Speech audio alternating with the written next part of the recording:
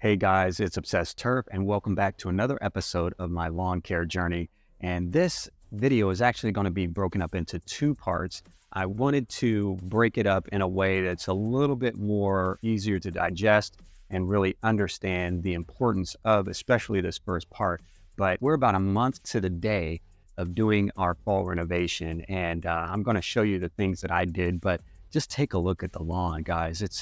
It's only been a month and we've got a nice renovation coming along really nicely. It's the first week of October, and a bit of a disclaimer, we didn't really do an aggressive overhaul or reno this year.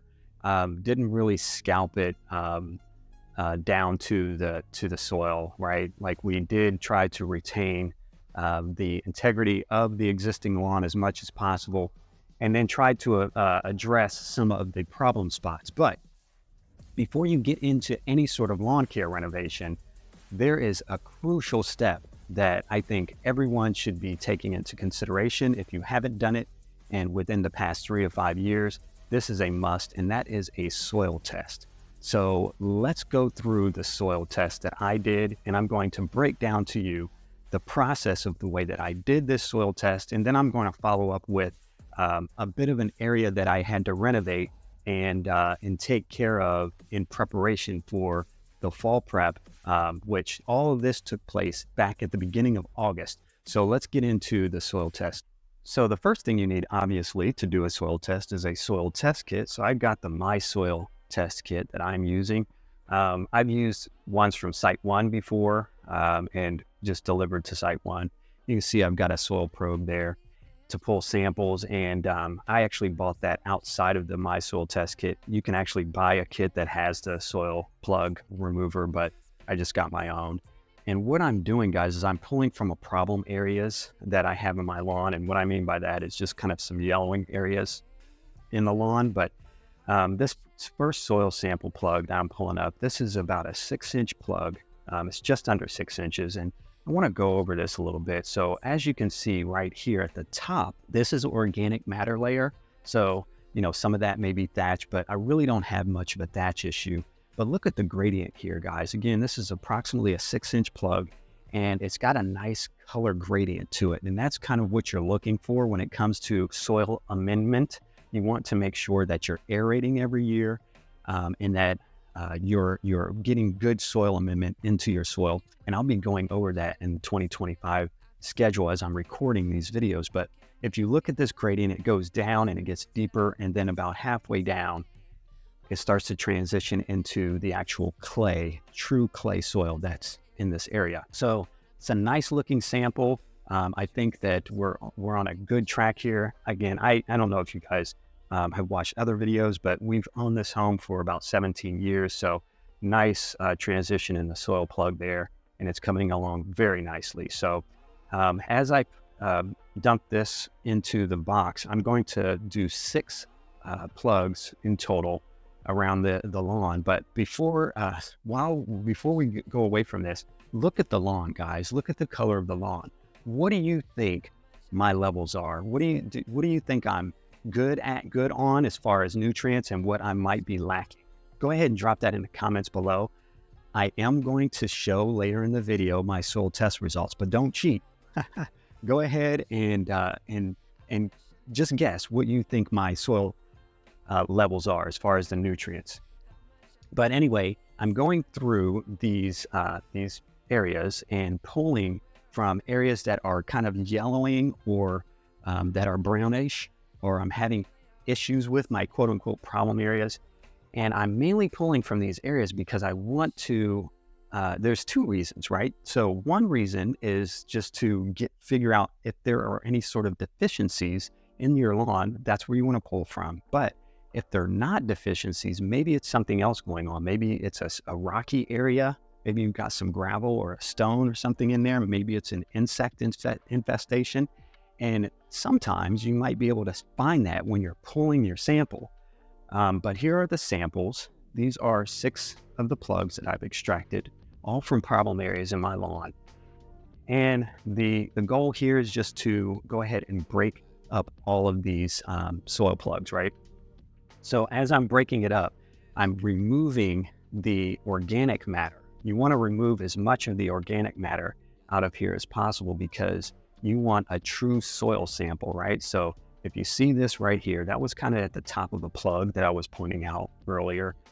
That you want to just kind of get rid of those things, get rid of any pieces of grass that might be in there. And a good way to catch all this stuff is to just go ahead and put it on the lid. So just fold the lid back here, and then you can pull out all the organic material and then just kind of drop it in there. I thought maybe I had an insect right here, but it turns out that it was just some sort of dry, hard material. I'm not sure what it was, but it didn't seem like anything of concern. So going ahead, just breaking the rest of this up, getting out all of the organic material so that and then I can go ahead and put together a nice fresh sample of soil. But again, if you haven't done so yet, drop in the comments and let me know what you think my levels are going to be based on what the grass looked like as far as nutrients. And I'll give you hints that I do need some work in some areas, and then other areas are optimal. But pull your sample together, follow the directions, be sure you're registering your kit as well, guys. Make sure you do that. I did it before I even ran my sample, okay? I just went ahead and put that together, got my account set up so that I could be ready to go. So you're gonna, again, remove the organic matter as much as possible, then dump your soil sample in the water, careful not to spill it, and then secure the top and get that nice and tight so that you can then put that into the packaging and then drop that into the mail. So that concludes pretty much the soil sample collection. It's obviously very easy, but again, I would recommend, guys, that if you're doing a soil sample for the first time, do one part of your yard.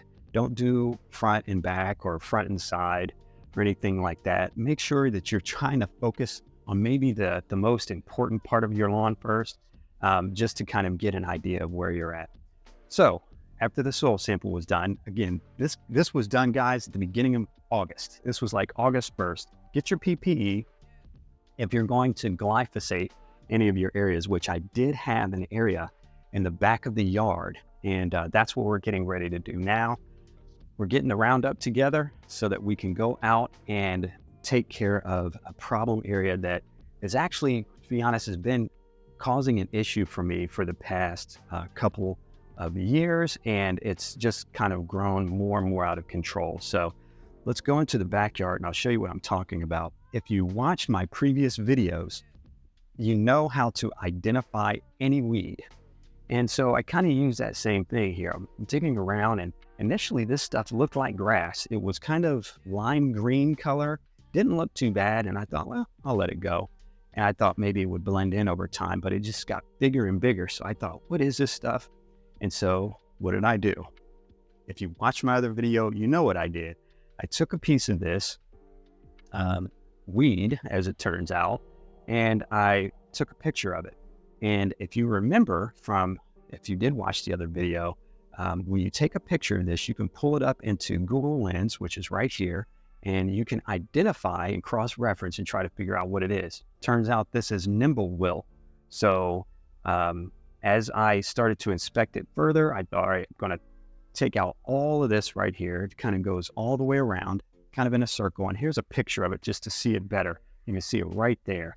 That is where the nimblewill has grown and spread out. It was killing out all the grass, and it's a very invasive weed. So I decided, because it grows laterally, I need to do a ring beyond where I'm seeing it right here, right? I want to put glyphosate all around that area to make sure that I've successfully destroyed all this nimblewill. I could have used a selective herbicide like a tenacity or something like that, but I wanted to make sure this stuff was gone and completely eradicated. So I decided to take it out. Now, the lab results. So the results came back, and check this out, guys. Look at the N and the K.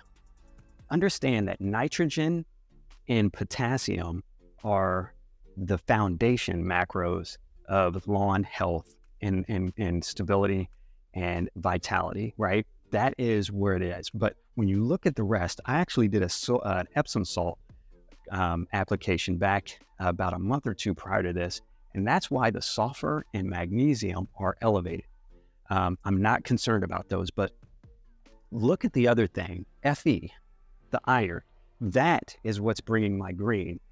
Guys, your nitrogen and potassium can be really low. These are really, really low. I mean, we'll go to the actual numbers so that you can see how out of balance they are. But you can see from the graph that they're really out of balance. Boron is actually lower too. Be careful when you're adding micronutrients though. You can run into toxicity issues by adding too much of your micros. But as far as the iron, it's in the optimal range, as you can see right here. And that is the reason, that and probably a little bit of that magnesium and sulfur is what's bringing me my color. So as you can see, nitrogen, phosphorus, and potassium are low. Nitrogen and potassium both being the extreme lows. And so, of course, we want to take care of that. Nitrogen being your green and growth, and potassium being the endurance of the plant itself. So we want to make sure that we have strong plants or grass going into the winter months so that it can survive and thrive through the winter and be ready to rock and roll in the spring. So those are the breakdown of all of my soil test results. pH is great right there. Look at that. That's really good and ideal as well. So we're in a really good range as far as just the basics of good lawn health. And when you're putting together or shutting down your glyphosate, make sure you're doing this in the area you're treating. You don't want to accidentally drag this and have it leaking onto your good grass. Make sure that you've got it all buttoned up. But there is the area that has been taken care of with glyphosate. And then I have some more shots here, right here, about a week or two after that show the area that was taken care of. So that area, guys, we just sat there for the remainder of the month. I just left it dead until I was ready in the beginning of September, which is a month after I applied the glyphosate. I wanted to give myself enough time after applying the glyphosate that I actually was able to confirm that the nimblewill was completely eradicated and there was no new growth that was happening, which was the case. And then what we did is when we got to the point where we were ready to do the fall renovation, which is going to be the next video, so make sure you stay tuned for that. That was all raked out with a garden rake and was prepared for the fall reno for reseed. So thanks for watching, guys. I hope you found this informative. Be sure to do your soil test. If you have not done a soil test ever or in a long time, you might want to do that just so that you know how to properly approach your fall renovation. And quite honestly, any sort of lawn care maintenance or routine that you would have throughout the growing season, you want to know what your roadmap is. And you really don't know that until you get that soil test down to really know where you're going and what to apply for a healthy and thriving lawn. So I hope you guys found this informative, and be sure to come back for the next video where I'll go through the entire lawn renovation with you. But until then, take care, guys, and I will see you in the next video. Take care.